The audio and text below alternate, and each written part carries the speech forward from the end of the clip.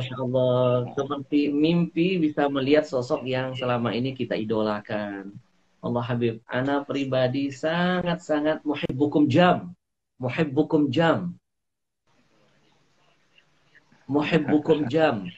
Sangat-sangat mencintai dan mengidolakan antum dengan segala ketawaduan antum. Masya Allah. Masya Allah. Kita yang muda saatnya belajar dari orang-orang yang seperti antum. Masya Allah. Maka anak-anak muda yang saat ini sedang menyaksikan, ya saatnya kita belajar dari beliau dengan segala ketawaduan dan Masya Allah. Luar biasa, tawadu itu mahal. Habib, Assalamualaikum, gimana kabar Habib, sehat? Alhamdulillah sehat, alhamdulillah. Jadi Ana mulai tadi ketawa-ketawa dengar ucapannya antum ini Abi Ahmad, karena Ana merasa tidak pantas dengan apa yang disampaikan sama antum semuanya dari awal sampai akhir. Kayaknya nggak ada di Ana semuanya ini. Jadi malah Ana Allah. ketawa itu ketawain diri Ana. Ya Allah, dengar dari siapa? Abi Ahmad nggak tahu Ana aja gitu. Masya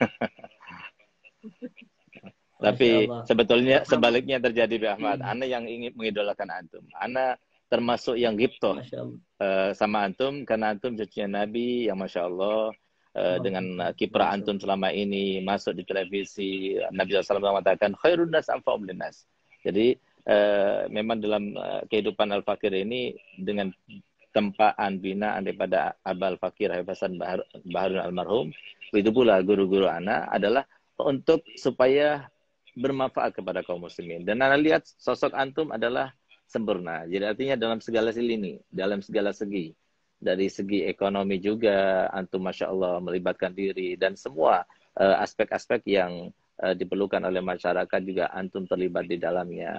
Terima kasih banyak. Antum sudah mengangkat nama-nama kita, para habaib. Jazakumullah khair. Semoga Allah membalas antum di dunia sebelum di akhirat nanti. Masya Allah. Habib, kita dapat ilmu lagi nih, Bib. Ya Allah, antum Masya Allah, Bib. Dengan segala ketawaduannya. Kita belajar dari antum. Teman-teman, mungkin salah satu yang Habib beliau ini bukan hanya sukses dalam ilmu agama, tapi dalam urusan bisnis luar biasa. Ana salah satu yang belajar dari Dalwa.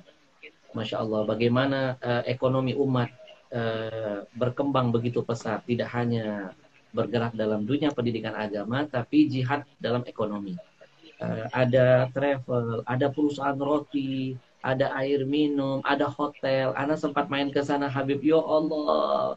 Kalau kalau Allah, Masya Allah, Allah harus Allah apa nggak bisa ngomong lagi, Bib. Udah benar-benar semuanya ada di antum. Jadi apa yang apa memang kiblat kita luar biasa ke antum. Bagaimana almarhum memberikan apa generasi yang luar biasa. Dan subhanallah semuanya orang-orang soleh, semuanya jadi orang, semuanya baik. Jadi mungkin ini yang kepengen kita tahu, Bib. Apa resepnya, Bib? Kok bisa semuanya jadi orang hebat? Semuanya jadi orang alim, semuanya jadi bermanfaat. Tentu pasti ada pesan-pesan yang termasuk anak pengen belajar, karena kita punya anak, Habib. Pengen bagaimana anak kita lebih baik dari kita. Dan almarhum ternyata sahabat sekali dengan anak punya paman Habib Ahmad Al-Habsyi Palembang. Anak Betul, sering betul. dengar dari guru almarhum dulu tentang wali dukum, betapa Masya Allah, ikhlas, mujahidnya luar biasa. Sehingga apa yang beliau tanam saat ini kita semua memetik hasilnya. Nah itu yang mungkin anak pribadi Habib, pengen belajar dari antum. Kira-kira nasihat apa buat kami yang doif ini, yang punya anak. Terkadang kami sibuk tapi nggak punya kesempatan untuk mendidik dan mengajarkan anak-anak. Tapi selalu Ya, punya mimpi, kepengen anak jadi soleh. Padahal kadang-kadang kita mungkin belum tentu memberikan kesolehan kepada anak-anak kita. Nah, antum yang kita tahu sudah ada hasilnya, mafil aba fil abna, ada di antum, dan semuanya jadi orang, Bib. Subhanallah. Semuanya, Bib. Ana begitu masuk ke dakwah itu, ya Allah, sampai mikir, kalau masih diterima nggak ya kalau mau nyantri lagi, Bib.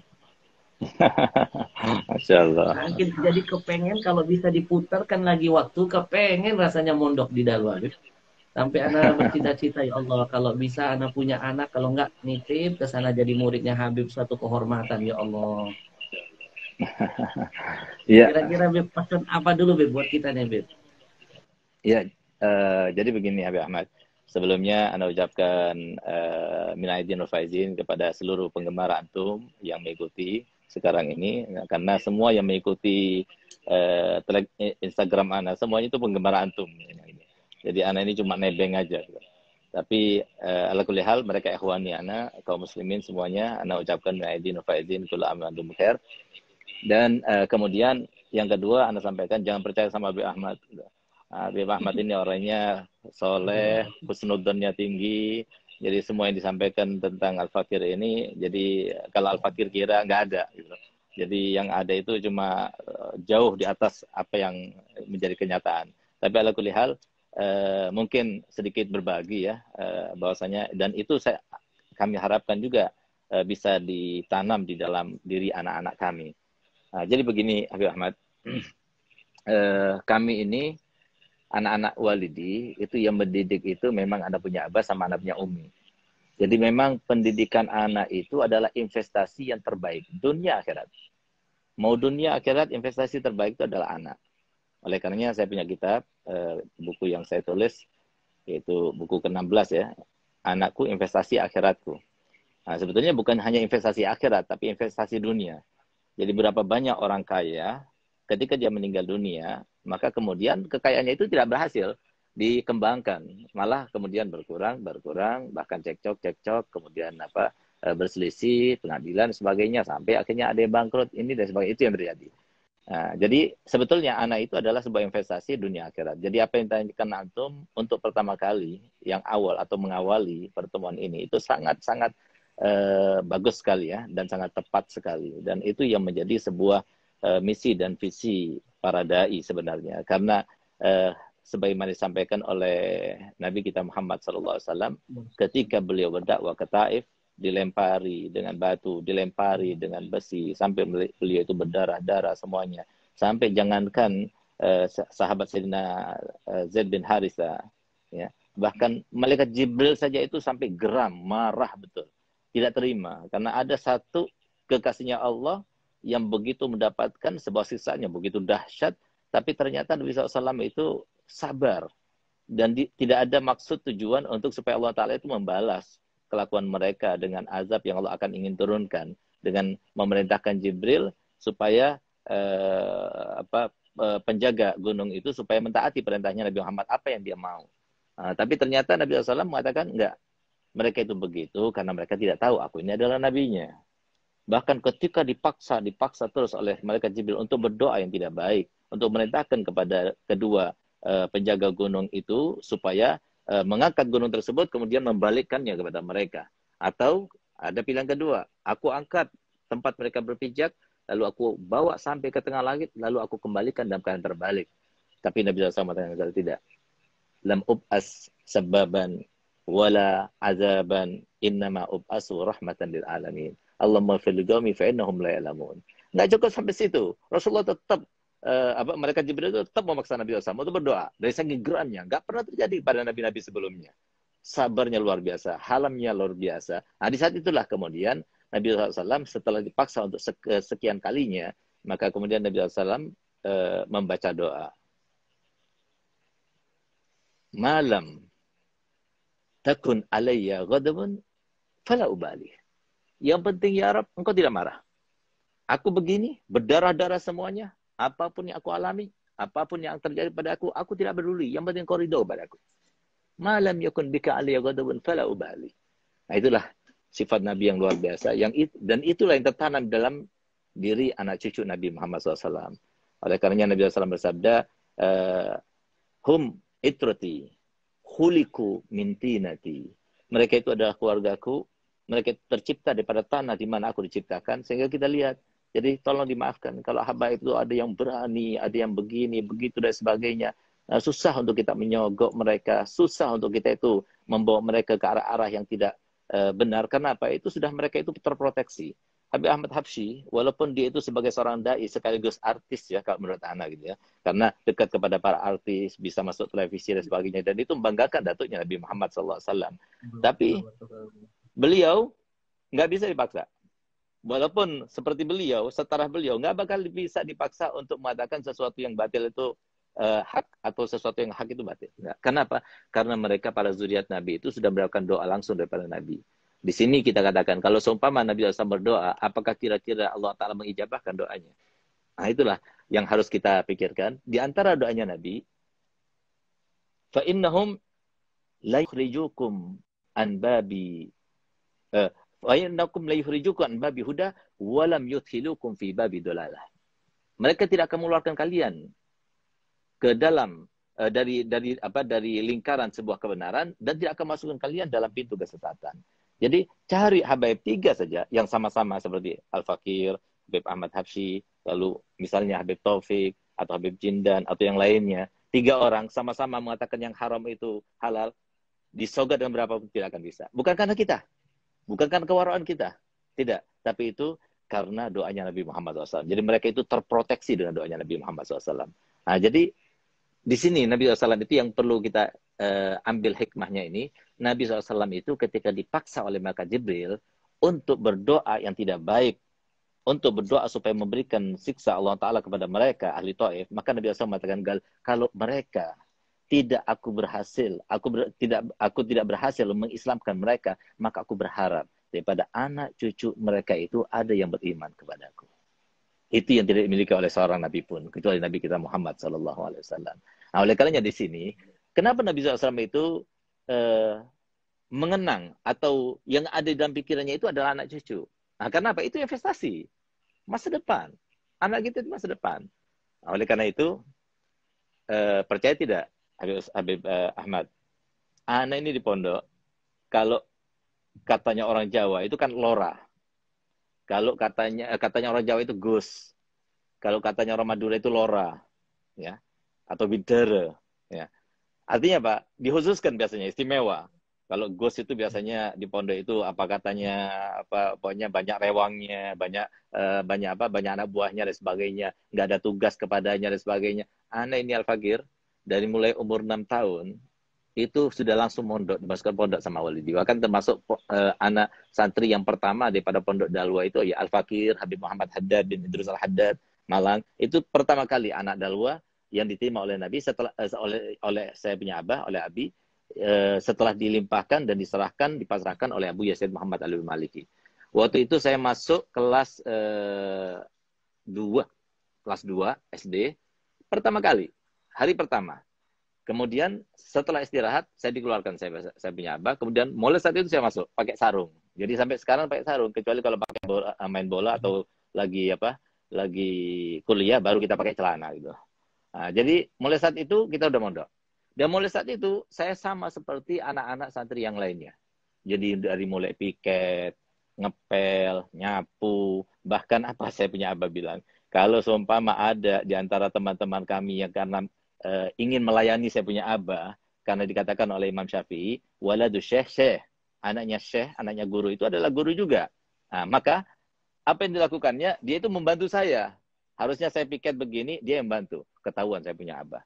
Yang membantu itu dipanggil, dipukul. Nah, lalu beliau katakan begini, kalau seumpama saya sebagai seorang pengasuh pondok ini, fungsinya adalah mendidik anak-anak orang, apalagi anak saya sendiri. Sehingga Habib Ahmad bisa dikatakan ini saya tidak beruntung, apa saya beruntung, wallah alam. Tapi mungkin saya katakan sekarang ini saya sadar ya bahwasanya itu adalah sebuah keberuntungan bagi saya. Kenapa? Karena kalau seumpama kita itu meninggalkan sholat jamaah duhur biasanya, itu pukulannya itu sampai 4 kali. Tapi kalau saya 8 kali. Kalau ukuran kekerasan pukulannya itu, ya kalau anak-anak yang lainnya itu 50%, saya 100%. Sehingga saya masih ingat, setiap saya dipukul, saya punya abah, itu pasti nangis. Tapi hebatnya, setiap hari saya tetap dipukul. Jadi nggak jera-jera juga gitu. Jadi mungkin berkat anaknya saya punya abah yang paling banyak dipukul itu ya saya sendiri. Paling banyak kena pukul. Saya sama Habib Husin. Kalau Habib Zain sama Habib Ali itu orang soleh itu. Tapi kalau saya emang nakal dulunya gitu loh. Jadi mungkin karena pukul terus jadi barokahnya jadi seperti ini. Nah, jadi mungkin seperti itu. Bahkan saya punya keberkahan tersendiri ya yang saya dapatkan daripada maha guru kami, yaitu Profesor Dr. Syed Muhammad Alwi Maliki rahimahullah ta'ala, di mana waktu saya punya abah pada akhir-akhir umurnya, beliau itu menulis surat kepada Abu Yazid Muhammad Al-Maliki, bahwasanya beliau sudah kena jantung koroner dan sangat membutuhkan kepada Habib Zain, saya punya kakak, untuk menggantikan posisinya. Maka subhanallah, ketika dan beliau tidak berani ya untuk berbicara langsung, tidak berani. Beliau tulis di surat, dibaca. Dan di surat itu subhanallah, saya punya abadi dari akhlaknya kepada gurunya. Dia katakan, saya ini memerlukan kepada Zain untuk perkembangan pondok seperti saya memerlukan seperti Nabi Musa memerlukan Harun. Jadi kata-kata yang indah.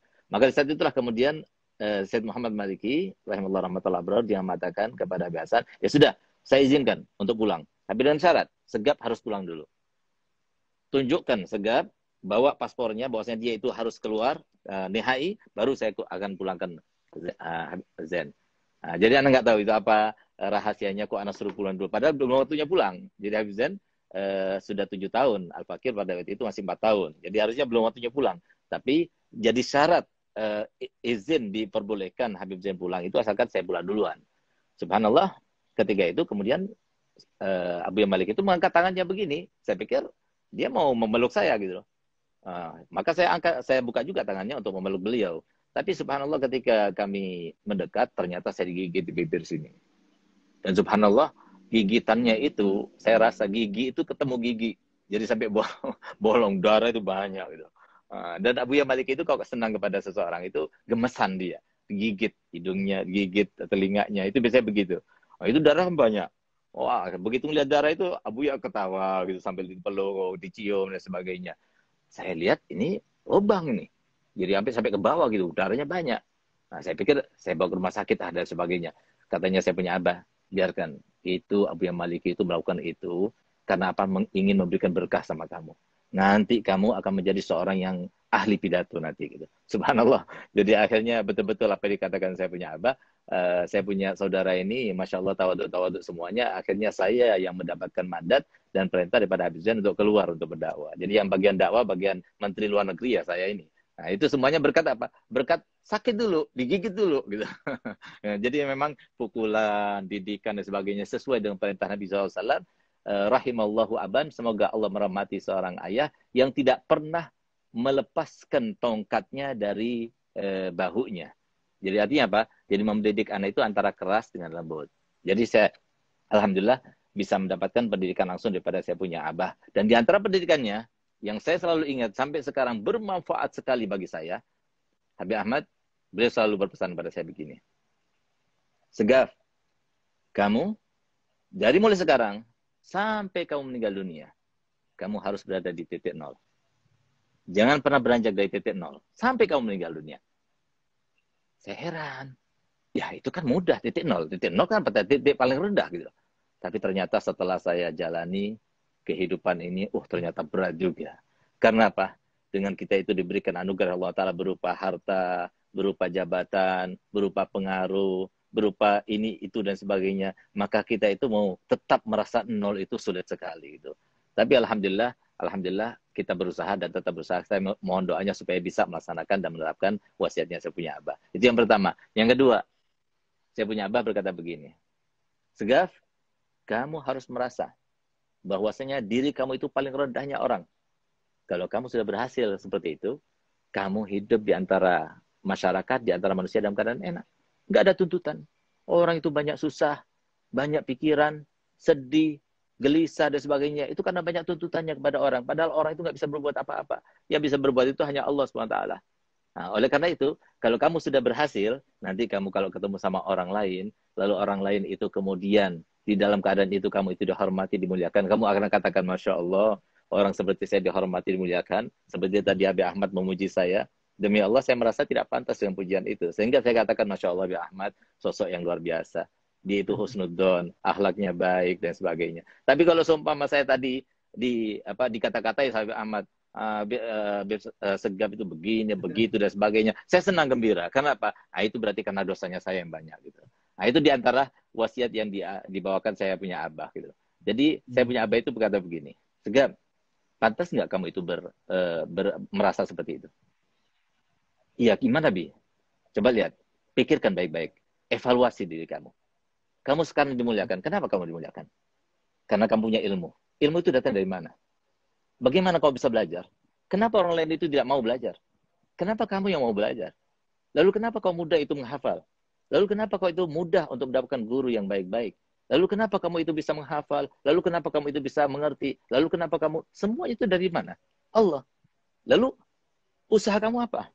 Upaya kamu apa? Berarti semua dari Allah. Pantaskah kemudian kamu itu sombong dengan sesuatu yang bukan milik kamu? Nah, itu yang selalu dikatakan oleh saya punya Abah.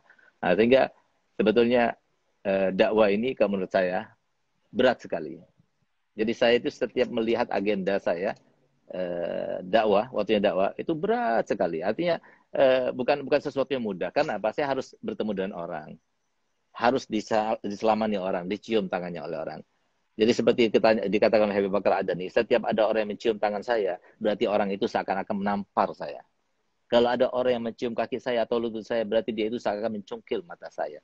Jadi yang berat itu dalam dakwanya bukan bicara. Kalau bicara saya sejam, 2 jam, 3 jam, sampai 4 jam saya mampu. Tapi yang berat itu sebelumnya dan setelahnya. Untuk tetap berada di titik nol. Semuanya karena Allah. Semuanya untuk menyenangkan jaddan Nabi SAW. Dan setiap habaib pasti mempunyai sifat dalam hatinya untuk membanggakan datuknya. Itu ada sifat yang bukan milik perorangan, tapi dari Rasulullah SAW. Bahkan para habaib sekarang ada di Indonesia maupun di tempat lainnya. Itu sebagai rahmatnya Nabi untuk umat ini. Tidak ada orang yang lebih rahmat, melebihi daripada para keluarga Nabi. Itu karena rahmatnya Nabi Muhammad SAW untuk umat ini, untuk masyarakat ini. Oleh karena itu, berat. Kita dipanggil Habib berat sekali. Nggak mudah. Gelar Habib itu nggak mudah. Artinya kita harus menampakkan akhlak yang baik. Belum tentu pantas kita dikatakan Habib. Habib itu adalah orang yang dikasihi, orang yang disayangi. Jadi kayaknya kita jauh daripada itu. Tapi kita akan berusaha untuk membuat Nabi SAW tersenyum. Untuk membuat Nabi SAW bahagia. Oleh karenanya, saya didik oleh saya punya Abah, saya nggak pernah takut pada tantangan. Apapun ketika tantangan itu datang, apalagi untuk keperluan orang, untuk manfaat kepada orang, saya akan iakan. Saya tidak pernah menolak. Walaupun saya, misalnya, pada awalnya saya tidak mampu. Gitu. Ya, seperti sekarang ini, saya diajak berbicara dengan Habib Ahmad. Saya merasa tersanjung, luar biasa. Kayaknya belum pantas saya itu bisa bersanding dengan Habib Ahmad. Tapi apalagi, apa daya, ini adalah sesuatu kewajiban yang bisa menyenangkan Nabi Muhammad SAW. Adalah sebuah ranah dakwah. Dan saya terima kasih diberikan kesempatan semacam ini. Semoga dengan cara semacam ini Nabi SAW itu bangga dengan saya, ridho dengan saya, dan semoga kaum muslimin itu bermanfaat. Karena biar kita tahu saja bahwasanya kenapa Nabi Muhammad SAW itu selalu berpesan di dalam hadisnya, Innama ana basyarun mislukum. Aku ini manusia biasa sama seperti kalian. Selalu beliau katakan dalam hadisnya, bahkan dalam Al-Quran ditunjang juga. Nabi SAW itu manusia biasa. Kenapa dikatakan demikian? Bahwasanya kita ini punya sama seperti manusia, bisa bahagia, bisa kecewa, punya angan-angan, punya cita-cita. Nabi Muhammad juga punya cita-cita.